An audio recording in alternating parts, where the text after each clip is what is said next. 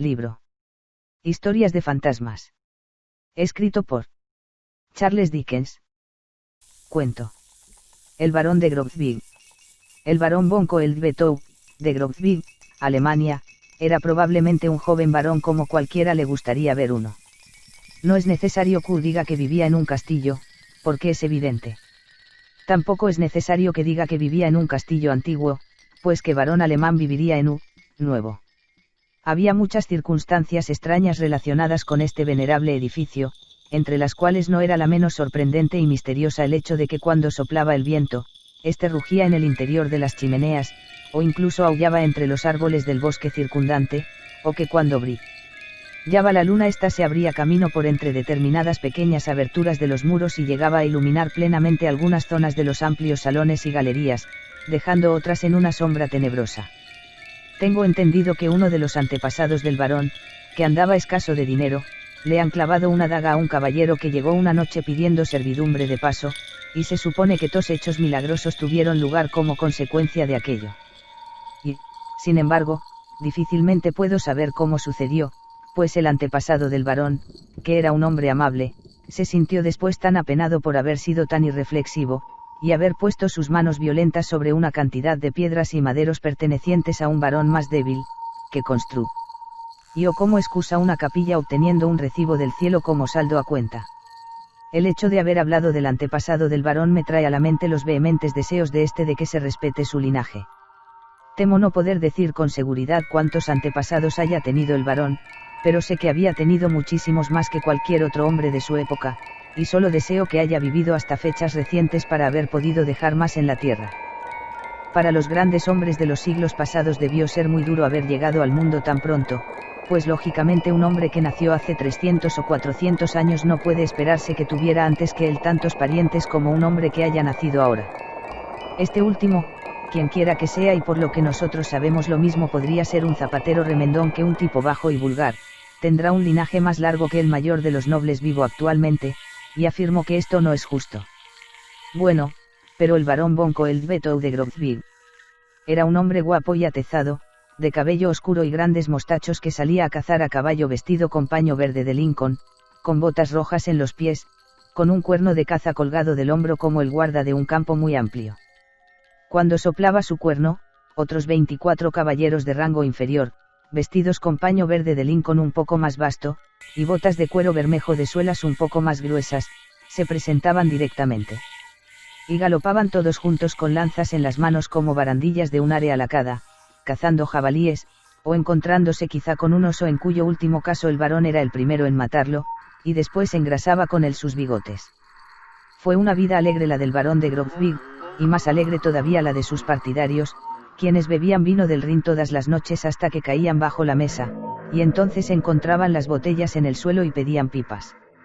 Jamás hubo calaveras tan festivos, fanfarrones, joviales y alegres como los que formaban la animada banda de Grobswig. Pero los placeres de la mesa, o los placeres de debajo de la mesa, exigen un poco de variedad. Sobre todo si las mismas 25 personas se sientan diariamente ante la misma mesa para hablar de los mismos temas y contar las mismas historias.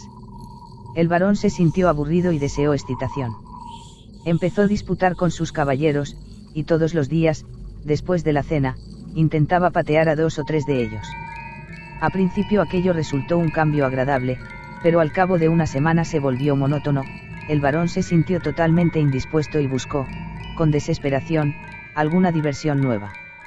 Una noche, tras los entretenimientos del día en los que había ido más allá de Nimrod o Hillinwitter, y matado otro hermoso oso, llevándolo después a casa en triunfo, el barón von Koeldwettow se sentó desanimado a la cabeza de su mesa contemplando con aspecto descontento el techo ahumado del salón. Trasegó enormes copas llenas de vino, pero cuanto más bebía más fruncía el ceño. Los caballeros que habían sido honrados con la peligrosa distinción de sentarse a su derecha y a su izquierda le imitaron de manera milagrosa en el beber y se miraron ceñudamente el uno al otro. «Lo haré», gritó de pronto el varón golpeando la mesa con la mano derecha y retorciéndose el mostacho con la izquierda. «Preñaré a la dama de Grobswig». Los 24 verdes de Lincoln se pusieron pálidos, a excepción de sus 24 narices, cuyo color permaneció inalterable. «Me refiero a la dama de Grobswig», repitió el varón mirando la mesa a su alrededor. Por la dama de Grobsville. Gritaron los verdes de Lincoln, y por sus 24 gargantas bajaron 24 pintas imperiales de un vino del Rin tan viejo y extraordinario que se lamieron sus 48 labios, y luego pestañearon.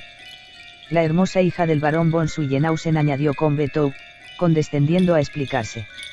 La pediremos en matrimonio a su padre en cuanto el sol baje mañana. Si se niega a nuestra petición, le cortaremos la nariz. Un murmullo ronco se elevó entre el grupo. Todos los hombres tocaron primero la empuñadura de su espada, y después la punta de su nariz, con espantoso significado.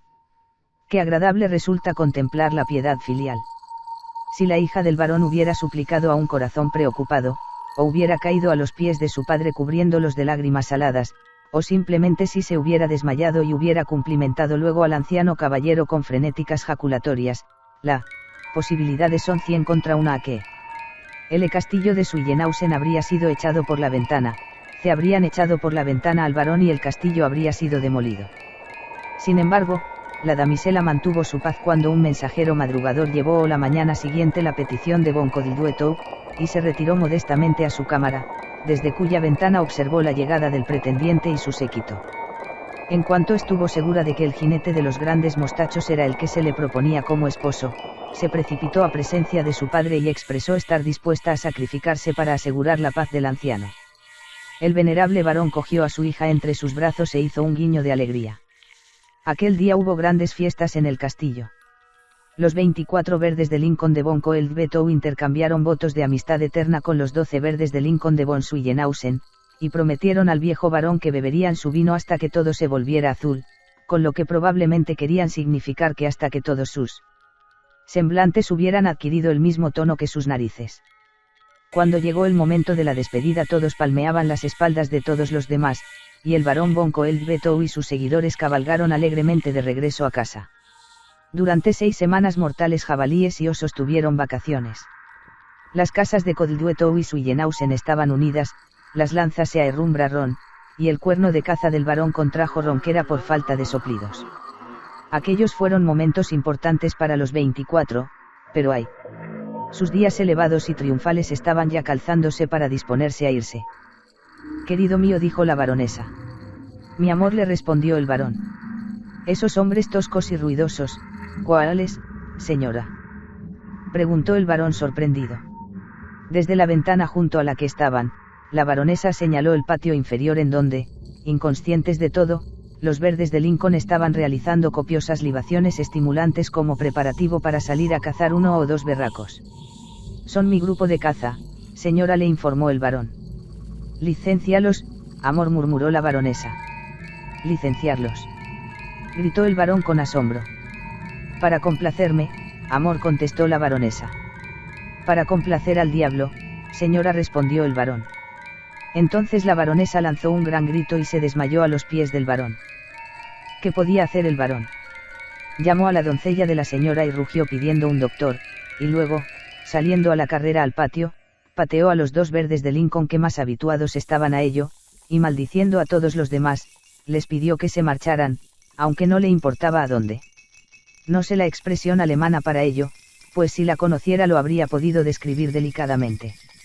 No me corresponde a mí decir mediante qué medios, o qué grados, algunas esposas consiguen someter a sus esposos de la manera que lo hacen, aunque sí puedo tener mi opinión personal sobre el tema, y pensar que ningún miembro del Parlamento debería estar casado, por cuanto que 3 miembros casados de cada 4 votarán de acuerdo con la conciencia de su esposa, si la tienen, y no de acuerdo con la suya propia.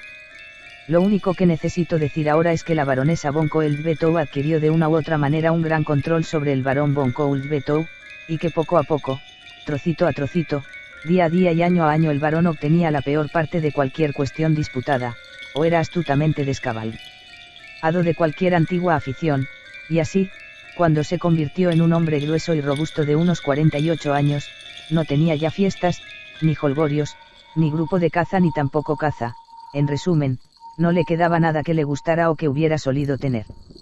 Y así, aunque fue tan valiente como un león, y tan audaz como descarado, fue claramente despreciado y reprimido por su propia dama en su propio castillo de Grobsville.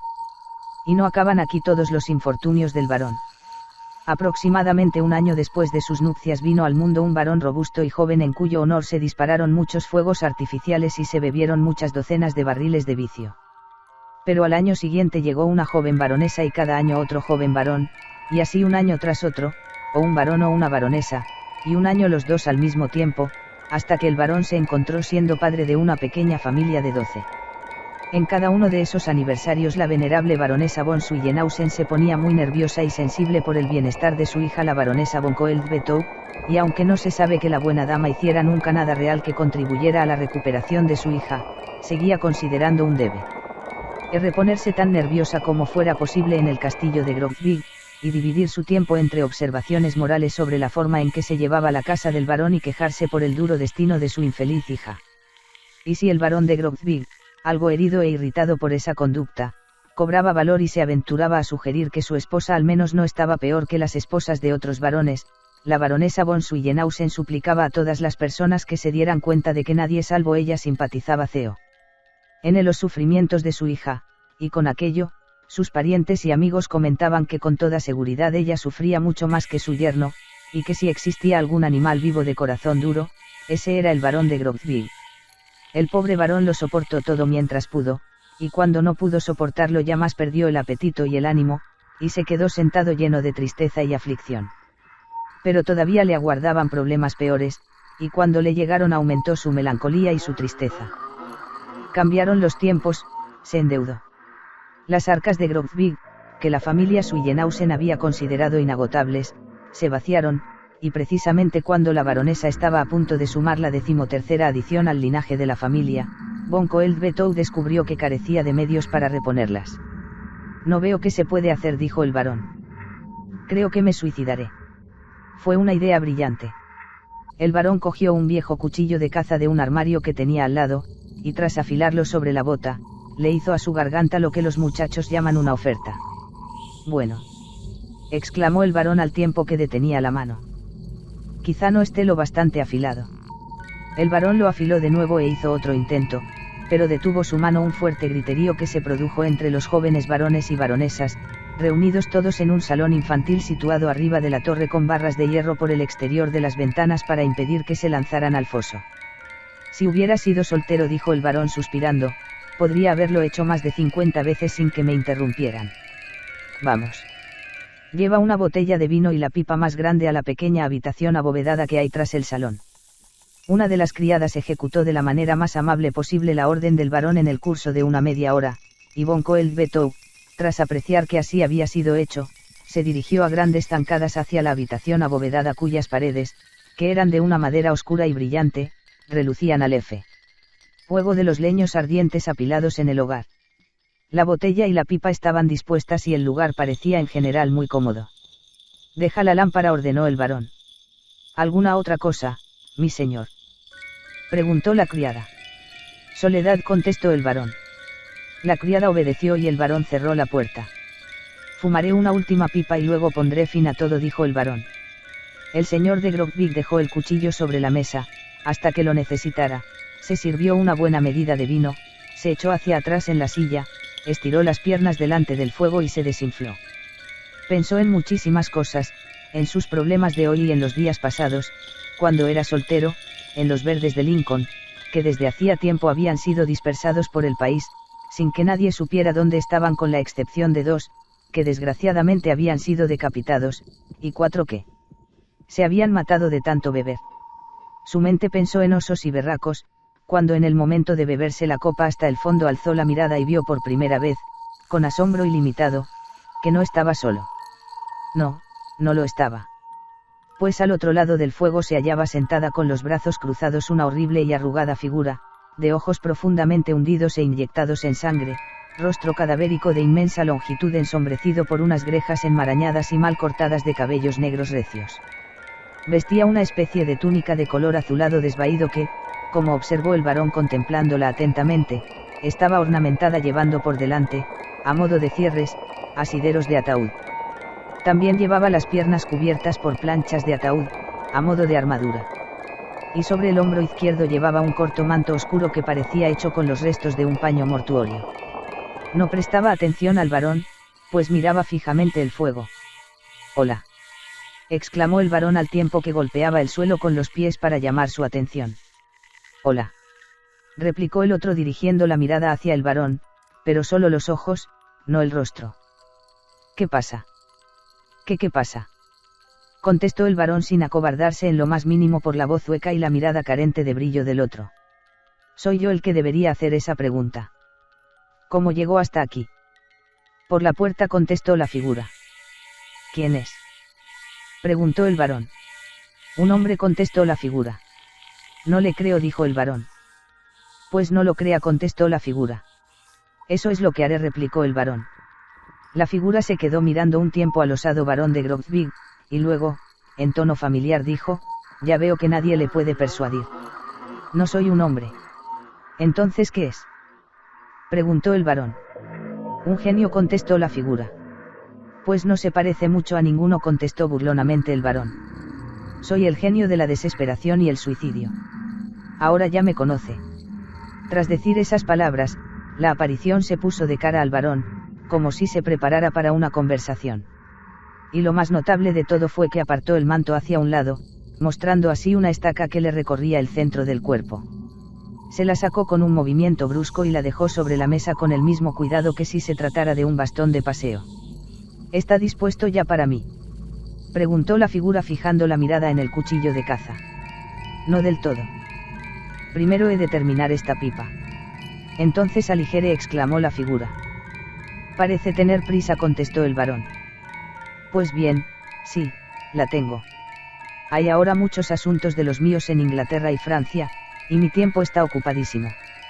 ¿Bebe?, preguntó el varón tocando la botella con la cazoleta de la pipa. 9 veces de cada 10, y siempre con exageración, replicó secamente la figura. Nunca con moderación. Jamás, contestó la figura con un estremecimiento. Eso produce alegría. El varón echó otra ojeada a su nuevo amigo, a quien consideró como un parroquiano verdaderamente extraño, y finalmente le preguntó si tomaba parte activa en acontecimientos como los que había estado contemplando.